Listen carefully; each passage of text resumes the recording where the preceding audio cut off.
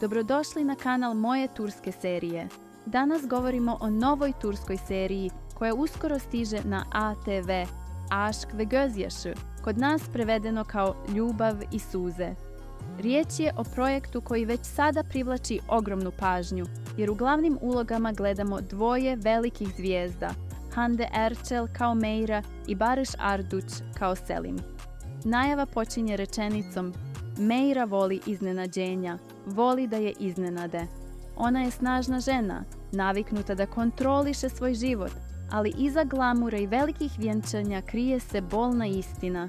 Vidimo slike sreće i obećanja da će trajati zauvijek, no Selim počinje da se pita je li se Meyra promijenila ili je oduvijek bila takva, a ja sam vidio nešto drugo. Ova dilema odmah otvara prostor za veliku dramu, šta je istina, a šta iluzija. Kroz kratke scene otkrivamo da brak Selima i Meyre puca. Selim sve više sumnja u nju, a njegovo povjerenje nestaje. Tada dolazi rečenica koja pogađa pravo u srce: najteži dio braka je razvod. No, upravo kada odluči otići, Selim saznaje strašnu vijest. Njegova supruga je teško bolesna. Taj trenutak sve mijenja.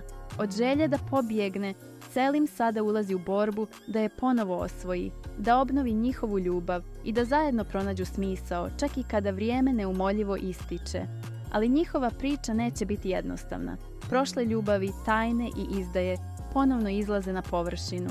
Njihova krhka veza sada je na testu, između ljubavi, lojalnosti i druge šanse.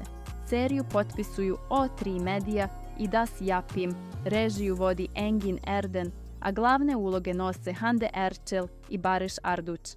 Ovaj projekat obećava da će spojiti emotivnu dubinu, snažan vizuelni stil i originalnu ljubavnu priču sa iznenađenjima pripremljenim posebno za tursku publiku. Aşk ve Gözyaşı ili Ljubav i suze nije obična romantična serija. To je priča o ljubavi i boli, o razvodu i iskupljenju, o čovjeku koji mora odlučiti hoće li se boriti za ženu koju je skoro izgubio i o ženi koja krije tajnu veću od svih njihovih sukoba. Premijera nas očekuje uskoro na ATV-u, a već iz prve najave jasno je da će serija donijeti emotivnu oluju koja će dotaknuti srca gledalaca. Ako želite još ovakvih prepričavanja i analiza, ne zaboravite lajkati, pretplatiti se i uključiti zvonce, jer uskoro donosimo i detalje iz prvih epizoda.